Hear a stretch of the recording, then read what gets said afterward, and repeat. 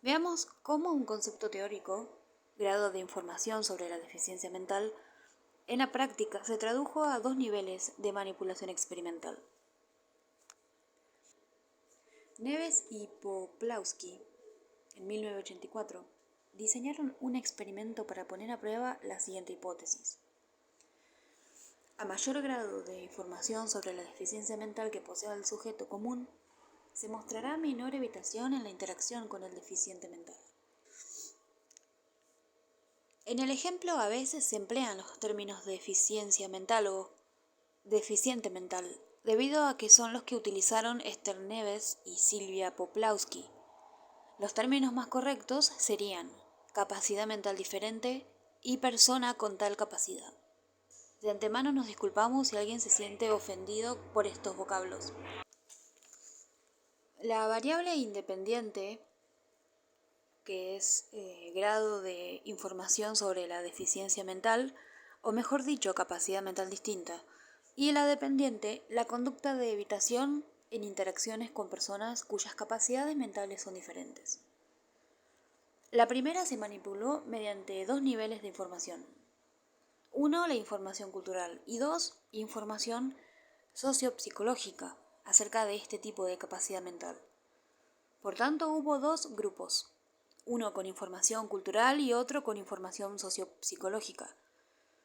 El primer grupo no recibió ningún tipo de información sobre la deficiencia mental o la capacidad mental distinta, ya que se supuso que todo individuo que pertenece a cierta cultura maneja este tipo de información y está conformada por nociones generales y normalmente estereotipadas sobre la deficiencia mental. De ello se desprende que si un sujeto basa sus predicciones sobre la conducta del otro en el nivel cultural, obtendrá mínima precisión y pocas probabilidades de controlar el evento comunicativo. Neves y Poplawski, 1984. El segundo grupo acudió a un centro de entrenamiento para personas cuyas capacidades mentales son diferentes, donde tuvo una reunión con ellos, quienes les proporcionaron información sociopsicológica. Algunos contaron sus problemas en el trabajo y sus relaciones con superiores y compañeros, y también se trataron temas como el amor y la amistad. Este grupo pudo observar lo que es la deficiencia mental o capacidad mental distinta, cómo se trata clínicamente y los efectos en la vida cotidiana de quien la posee, además de recibir información sociopsicológica al respecto. Después, todos los participantes fueron expuestos a una interacción sorpresiva con un supuesto individuo con capacidad mental distinta, que en realidad era un actor entrenado para comportarse como deficiente mental y con conocimiento sobre la materia. La situación experimental estuvo bajo riguroso control y se filmaron las interacciones para medir el grado de evitación hacia el sujeto con capacidad mental diferente, a través de 4 dimensiones: distancia física, movimientos corporales que denotaban tensión, conducta visual y conducta verbal. Y se comprobó la hipótesis, pues el grupo con información cultural mostró una mayor conducta de evitación que el grupo con información sociopsicológica. Dificultades para definir cómo se manipulan las variables independientes. En ocasiones nos resulta tan difícil trasladar el concepto teórico variable independiente en operaciones prácticas de manipulación, tratamientos o estímulos experimentales. Manipular la paga, cantidades de dinero otorgadas, la retroalimentación, el reforzamiento y la administración de un medicamento no es muy difícil. Sin embargo, a veces resulta verdaderamente complicado representar el concepto teórico en la realidad, sobre todo con variables internas, variables que pueden tener diversos significados o variables que sean difíciles de alterar. La socialización, la cohesión, la conformidad, el poder, la motivación individual y la agresión son conceptos que requieren un enorme esfuerzo por el parte del investigador para operacionalizarse. Guía para sortear dificultades. Para definir cómo se va a manipular una variable es necesario: 1. Consultar experimentos antecedentes para ver si en estos resultó exitosa la forma de manipular la variable independiente. Al respecto, resulta imprescindible analizar si la manipulación de esos estudios puede aplicarse al contexto específico del nuestro, o cómo se exploraría a nuestra situación experimental. Cómo se extrapolaría a nuestra situación experimental. 2. Evaluar la manipulación antes de que se conduzca el experimento. Hay varias preguntas que el experimentador debe hacerse para evaluar su manipulación antes de llevarla a cabo. Las operaciones experimentales representan la variable conceptual que se tiene en mente. Los diferentes niveles de variación de la variable independiente harán que los sujetos se comporten de diferente forma. ¿Qué otras maneras existen para manipular la variable? Esta es la mejor. Si el concepto teórico no se traslada adecuadamente a la realidad, lo que sucederá es que al final realizaremos otro experimento muy distinto del que pretendemos. Si deseáramos averiguar el efecto de la ansiedad sobre la memorización de conceptos, y si nuestra manipulación es errónea, en lugar de provocar ansiedad generase inconformidad, los resultados del experimento tal vez nos ayudarán a explicar la relación inconformidad-memorización de conceptos, pero de ninguna manera servirán para analizar el efecto de la ansiedad en la memorización. Podría ser que no nos demos cuenta y consideremos que aportamos algo cuando en realidad no lo hicimos.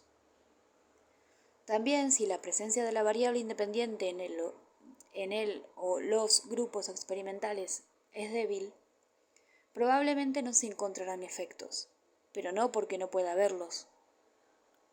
Si pretendemos manipular la violencia televisada y nuestro programa no es en realidad violento, incluye uno que otro insulto y algunas sugerencias de violencia física, y no encontramos un efecto, en verdad no podemos afirmar o negar que haya un efecto, porque la manipulación fue débil.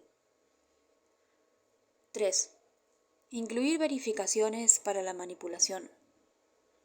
Cuando se experimenta con personas, hay varias formas de verificar si realmente funcionó la manipulación. La primera consiste en entrevistar a los participantes.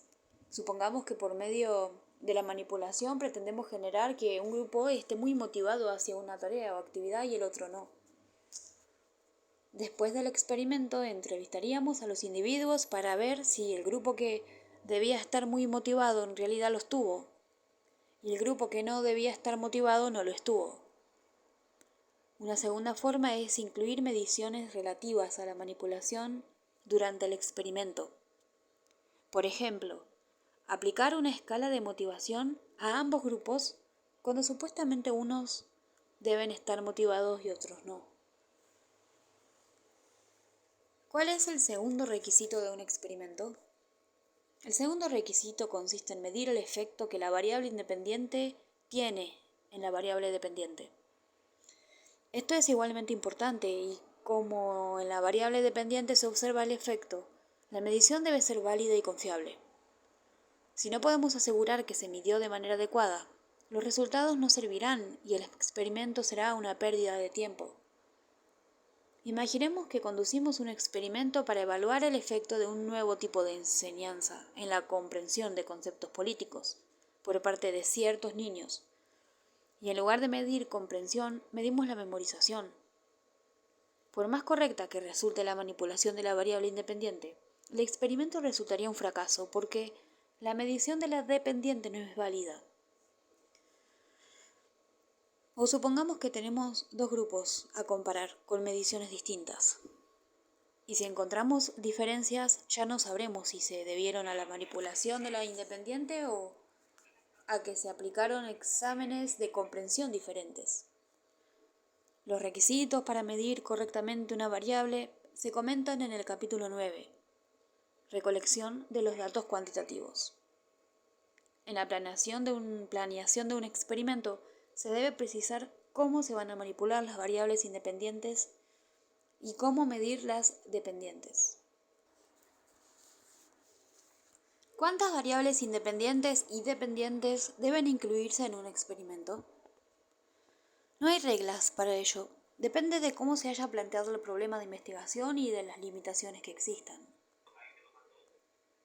Si el investigador interesado en contrastar efectos de apelaciones emotivas frente a racionales de comerciales televisivos en la predisposición de compra de un producto, solo le interesa este problema.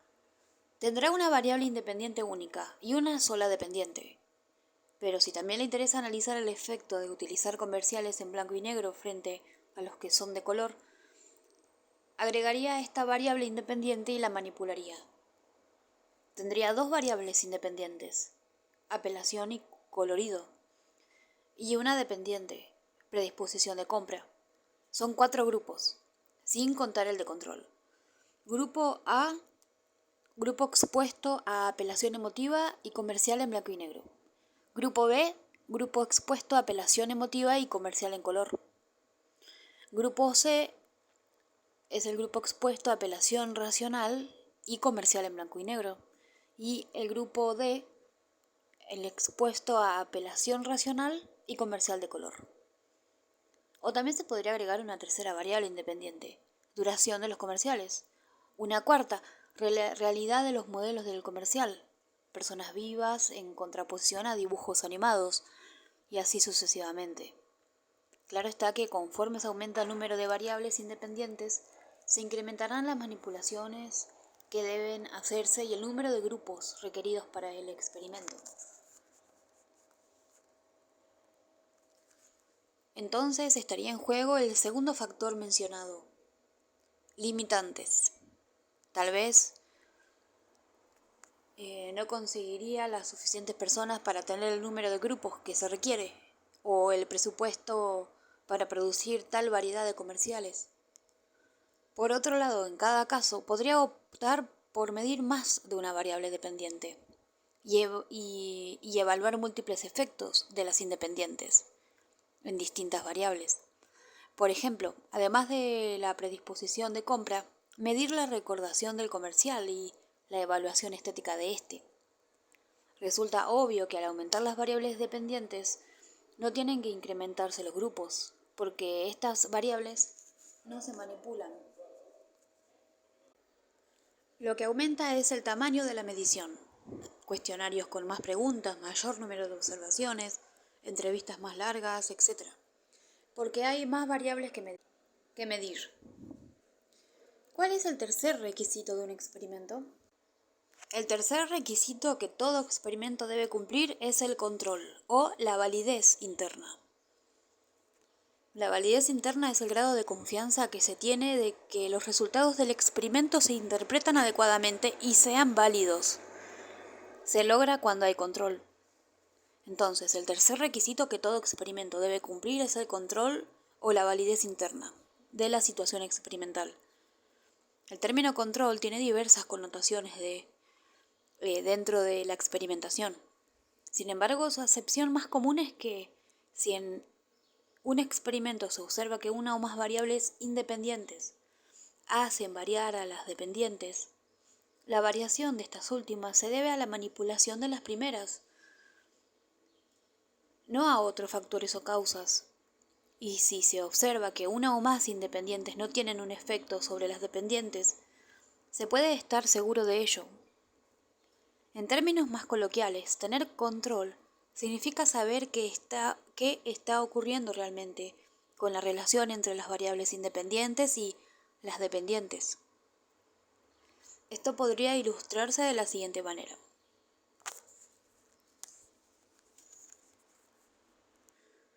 Cuando hay control, es posible determinar la relación causal. Cuando no se logra el control, no puede conocer dicha relación. No se puede conocer. No se sabe qué está detrás del cuadro en color. Quizás sería, por ejemplo, X, flecha, Y, o X, Y. Es decir, que hay correlación o que no existe ninguna correlación. En En la estrategia de la experimentación, el investigador no manipula una variable solo para comprobar covariación, sino que al efectuar un experimento es necesario realizar una observación controlada. Dicho de una tercera forma, lograr control en un experimento es contener la influencia de otras variables extrañas. Contener la influencia de otras variables extrañas en las variables dependientes, para así saber en realidad si las variables independientes que nos interesan tienen o no efecto en las dependientes.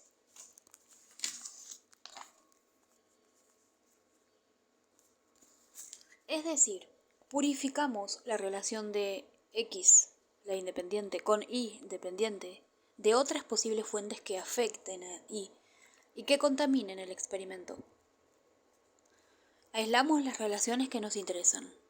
Si deseamos analizar el efecto que pueda tener un comercial sobre la predisposición de compra hacia el producto que se anuncia, sabemos que quizás existan otras razones o causas por las cuales las personas piensen en comprar el producto. Calidad, precio, cualidades, prestigio de la marca, etc. Entonces, en el experimento se deberá controlar la posible influencia de estas otras causas, para que así sepamos si el comercial tiene o no algún efecto. De lo contrario, si se observa que la predisposición de compra es elevada y no hay control, no sabremos si el comercial es la causa o lo son los demás factores. Lo mismo ocurre con un método de enseñanza cuando por medio de un experimento se desea evaluar su influencia en el aprendizaje. Si no hay control, no sabremos si un buen aprendizaje se debió al método, a que los participantes eran sumamente inteligentes, a que tenían conocimientos aceptables de los contenidos o a cualquier otro motivo. Si no hay aprendizaje, no sabremos si se debe a que los sujetos estaban muy desmotivados hacia los contenidos a enseñar, a que eran poco inteligentes o a cualquier otra causa. Es decir, buscamos descartar otras posibles explicaciones para evaluar si la nuestra es o no la correcta. Variables independientes de interés, estímulos o tratamientos experimentales que tienen el efecto que nos interesa comprobar. Tales explicaciones rivales son las fuentes de invalidación interna, que pueden invalidar el experimento. Fuentes de invalidación interna. Existen diversos factores que tal vez nos confundan y sean motivo de que ya no sepamos si la presencia de una variable independiente o un tratamiento experimental sufre o no un verdadero efecto.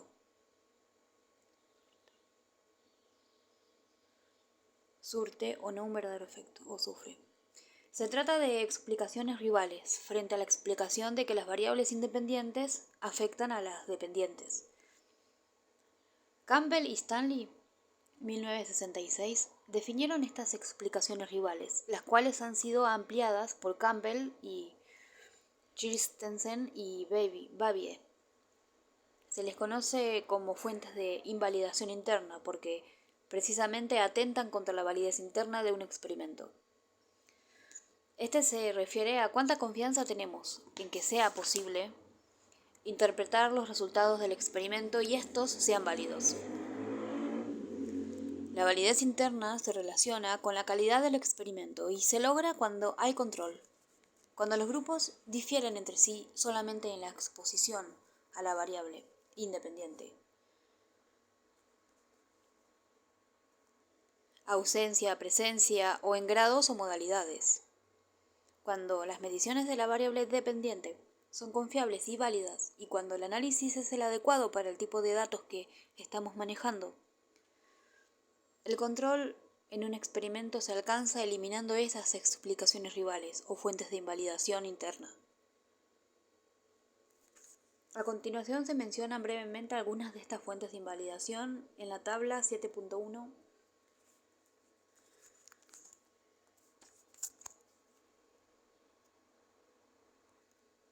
¿Cómo se logran el control y la validez interna? El control en un experimento logra la validez interna y se alcanza mediante 1. Varios grupos de comparación, 2 como mínimo. Y 2. Equivalencia de los grupos. Ahí vas. 2. Equivalencia de los grupos en todo, excepto en la manipulación de las variables independientes.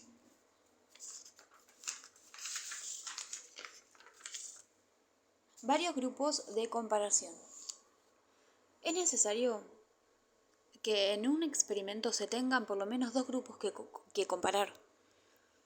En primer término, porque si nada más se tiene un grupo, no es posible saber con certeza si influyeron las fuentes de invalidación interna o no. Por ejemplo, si mediante un experimento buscamos probar la hipótesis, a mayor información psicológica sobre una clase social, menor prejuicio hacia esta clase. Si decidimos tener un solo grupo en el experimento, se expondría a los sujetos a un programa de sensibilización donde se proporciona información sobre la manera como vive dicha clase, sus angustias y problemas, necesidades, sentimientos, aportaciones a la sociedad, etc., para luego observar el nivel de prejuicio. El programa incluirá charlas de expertos, películas y testimonios grabados, lecturas. Este experimento se esquematizaría así. Momento 1. Exposición al programa de sensibilización. Momento 2. Observación del nivel del prejuicio. Todo en un único grupo. ¿Qué sucede si se observa un bajo nivel de prejuicio en el grupo? ¿Podemos deducir con absoluta certeza que se debió al estímulo? Desde luego que no. Es posible que en el nivel bajo de prejuicio se deba al programa de sensibilización, que es la forma de manipular la variable independiente, información psicológica sobre una clase social, pero también a que los participantes tenían un bajo nivel de prejuicio antes del experimento y en realidad el programa no afectó. Y no lo podemos saber porque no hay una medición del nivel de prejuicio al inicio del experimento, antes de la presentación del estímulo experimental. Es decir, no existe punto de comparación. Pero aunque hubiera ese punto de contraste inicial, con un solo grupo no podríamos estar seguros de cuál fue la causa del nivel de prejuicio. Supongamos que el nivel de prejuicio antes del estímulo o tratamiento era alto y después del estímulo bajo.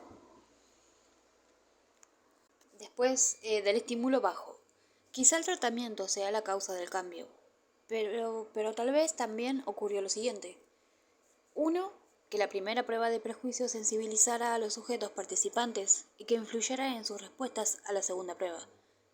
Así las personas crearon conciencia de lo negativo de ser prejuicioso al responder a la primera prueba. 2. Que los individuos seleccionados se agotaran durante el experimento y sus respuestas a la segunda prueba fueran a la ligera. Y 3. Que durante el experimento se salieron sujetos prejuiciosos, o parte importante de ellos, mortalidad experimental. O bien otras razones. Y si no se hubiera observado un cambio en el nivel de prejuicio entre la primera prueba, antes del programa, y la segunda después del programa,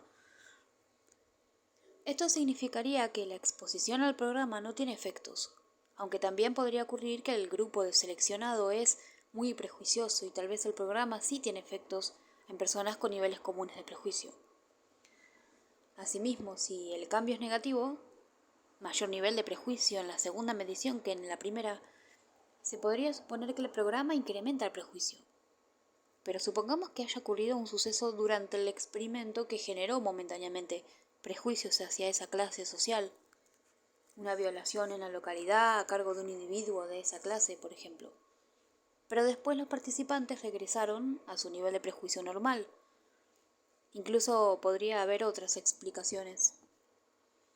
Con un solo grupo no estaríamos seguros de que los resultados se debieron al estímulo experimental o a otras razones. Siempre quedará la duda. Los experimentos con un grupo se basan en sospechas o en lo que aparentemente es, pero carecen de fundamentos.